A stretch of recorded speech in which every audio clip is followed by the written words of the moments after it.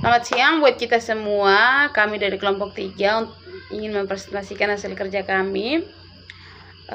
Kelompok ini terdiri dari 3 anggota dengan saya pertama Naomi Octavina Kuguya dengan NIM 248310005. Yang kedua Priscilla Deborah Prila Wambrau dengan NIM 248310021. Yang ketiga Marsanda Elsa Akwam dengan NIM 248310007.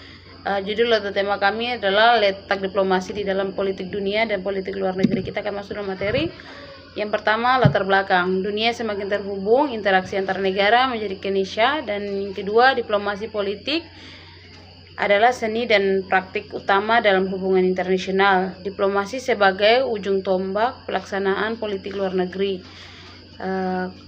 Kompleksitas isu internasional ada 3, yaitu ada keamanan, perdagangan, dan iklim. Pentingnya memahami letak dan fungsi diplomasi. Kita lanjut.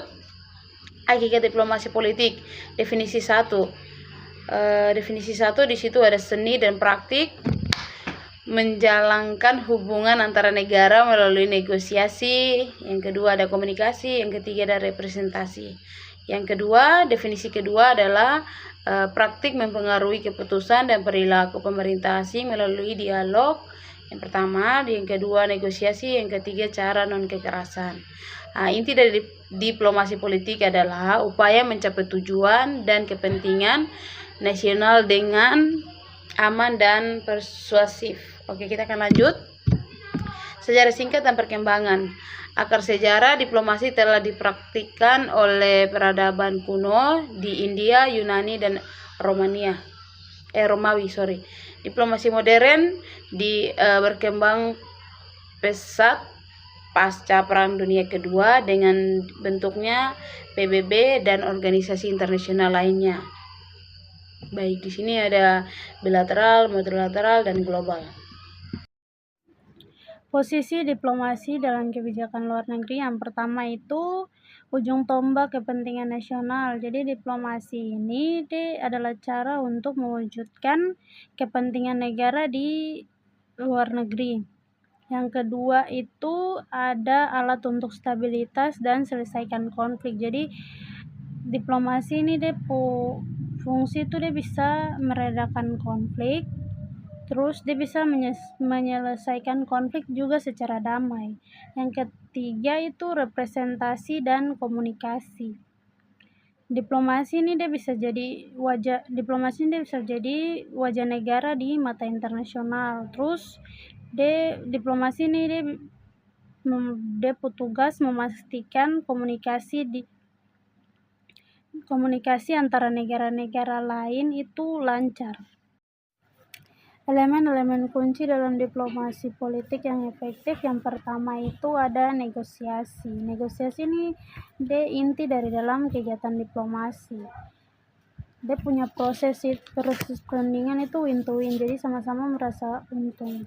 Terus dalam melakukan proses negosiasi ini harus memerlukan kesabaran penuh agar proses negosiasi ini bisa berjalan dengan lancar. Yang kedua itu komunikasi. Jadi dalam komunikasi ini kita punya penyampaian harus jelas agar lawan bicara kita bisa memahami apa yang kita sampaikan dengan baik.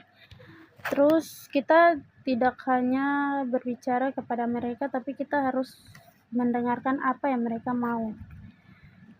Terus kita sebelum berkomunikasi dengan mereka, kita harus memahami mereka punya budaya agar tidak salah dalam menyampaikan apa yang kita inginkan. Terus yang ketiga itu ada kepercayaan. Kepercayaan ini dibangun melalui konsistensi, jadi tidak berubah-ubah begitu. Harus berpegang teguh pada satu saja tujuan. Terus integritas dan komitmen. Harus punya integritas dan komitmen agar lawan bicara kita bisa mempercayai kita dengan melihat dari integritas dan komitmen kita. Terus kita punya hubungan personal itu baik. Di slide ke-7 ini saya akan menjelaskan tentang diplomasi politik dalam menghadapi isu global kontemporer yang terbagi menjadi 3 aspek. Yang pertama ada perubahan iklim, yang terbagi menjadi 3 bagian. Yang pertama ada Perjanjian Paris, hasil diplomasi neutral. Yang kedua ada negosiasi rumit dan panjang. Yang ketiga ada mengatur masa bersama. Aspek yang kedua ada keamanan internasional yang terbagi menjadi 3 bagian. Yang pertama ada terorisme dan proliferasi senjata. Yang kedua ada respon kolektif melalui PBB. Dan yang ketiga ada koordinasi dan misi perdamaian. Aspek yang ketiga ada kesehatan global. Yang pertama itu pandemi COVID-19, tantangan bersama. Yang kedua ada kerjasama lintas batas. Dan yang ketiga ada berbagi data dan distribusi vaksin. Baik, di slide ke-8 ini menjelaskan tentang studi kasus diplomasi politik Indonesia. Di sini ada 3 aspek, yaitu partisipasi internasional yang terbagi menjadi 3 bagian. Yang pertama ada aktif di PBB, ASEAN, dan juga G20 dan OKI. Yang kedua yaitu memperjuangkan kepentingan nasional. Yang ketiga yaitu kontribusi pada stabilitas global. Aspek yang kedua yaitu mediasi dan perdamaian. Yang pertama ada upaya mediasi Kamboja dan Filipina. Yang kedua ada partisipasi misi perdamaian PBB. Yang ketiga yaitu mewujudkan perdamaian dunia.